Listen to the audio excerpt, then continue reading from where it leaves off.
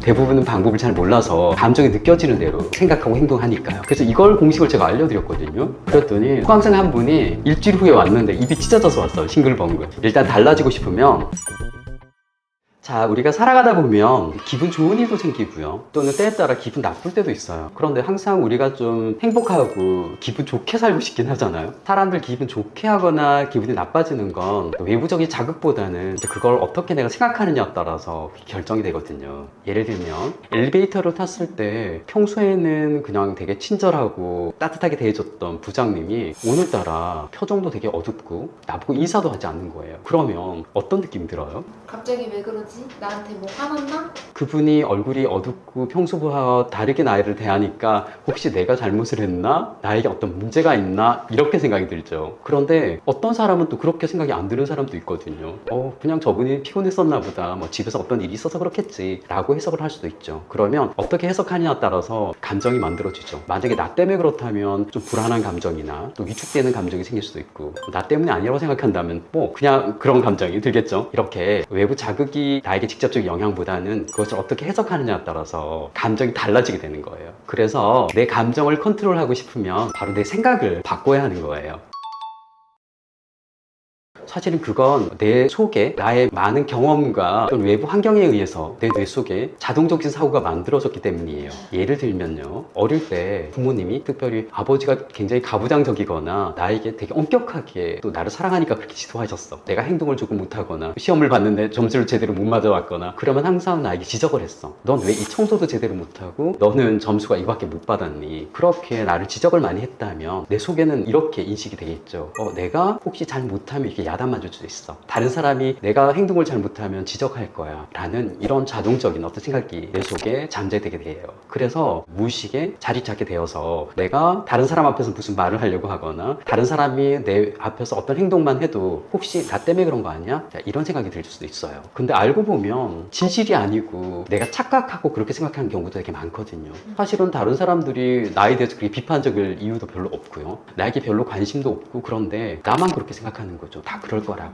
그래서 생각을 바로잡는 게 중요해요. 그건 내 생각이고 남들은 그렇게 생각하는 게 아니다. 그걸 먼저 알아차려야겠네요. 맞아요. 먼저 그래서 어떤 외부적인 자극이 생기면 내가 그냥 스스로 해석을 해가지고 사람들이 나를 이렇게 생각할 거야 라고 추측하지 말고 상황을 바라보고, 그리고 그것을 긍정적으로 다시 제대로 해석하는 게 중요하겠죠. 한 번 이 루틴을 바꾸면 나중에 이게 습관화되는 거죠. 맞아요. 그래서 이걸 꾸준히 훈련하면 습관도 똑같아요. 내가 어떤 행동을 한 번, 두 번, 세 번, 네 번 하면 이제 내 몸에 익숙하게 되고, 그걸 계속 1년, 2년 하게 되면 습관이 돼서 나중에는 그냥 그게 내가 되는 거예요. 그리고 의도적으로 처음에는 어떤 사건이 벌어지거나 바깥에 어떤 일이 생기면 이제까지 내가 생각했던 방식과 다른 방식으로 해석하려고 노력해야 되겠죠. 그리고 일단은 긍정적으로 해석하는 방법을 알아야겠죠. 대부분은 방법을 잘 몰라서 그냥 내 마음속에 떠오르는 대로, 감정이 느껴지는 대로 생각하고 행동하니까요. 자, 그럼 긍정을 재해석하려면 어떻게 해야 될까요? 그러면 이거는 좀 쉽게 말을 하면 우리가 웃기는 똥공식이라는 게 있는데 한번 생각해 봅시다. 오늘 회사를 출근을 해야 됐어. 그래서 내가 허겁지겁 회사를 막 뛰어가다가 갑자기 웅클 똥을 밟은 거예요. 그 상황에서 생각해 볼 건 첫 번째는 어떤 사건이 생겼을 때 그걸 최대한 긍정적으로 해석해 보는 거예요. 더 안 좋은 일이 생겼는데 똥 한번 밟아갖고 다 액땜했다. 앞으로는 좋은 일만 생길 거니까 라고 생각할 수 있죠. 그리고 두 번째는 거기서도 아무리 안 좋은 일이라도 배울 점은 있거든요. 다음에는 좀 바닥을 좀 쳐다보고 다녀야 되겠다. 아무리 바빠도 그럴 수 있어요. 그리고 세 번째는 개인선 효과라 그러는데 1% 나쁜 점만 바라보지 말고 99% 좋은 점을 바라보는 거죠. 예를 들면 이렇게 한번 생각해 볼게요. 만약에 내가 팔에 손을 대었어요. 그럼 모든 신경이 그 손에 가 있을 거예요. 그래서 너무 아프다 생각하지만 거꾸로 한번 생각해 보면 손 베인 부분 말고 다른 부분은 어때요?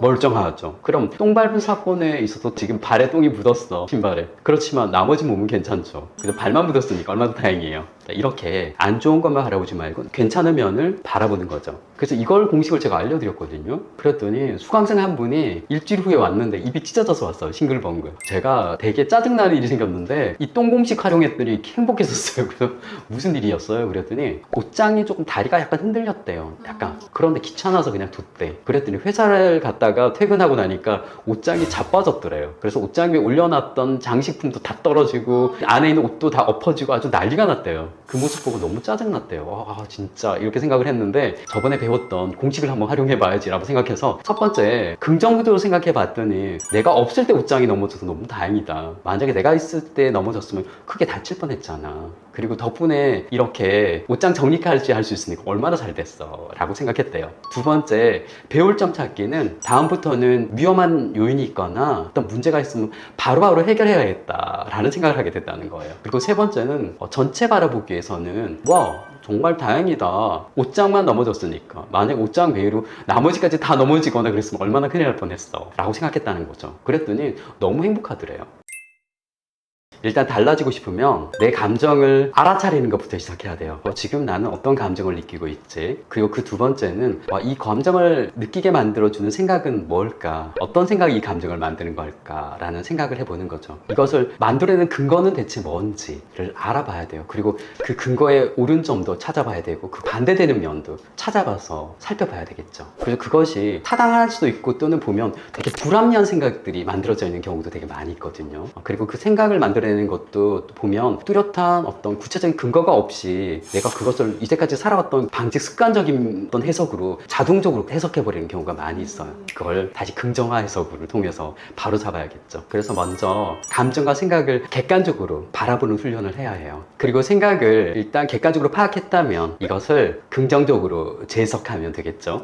그러면 감정도 좀 편안해질 거예요.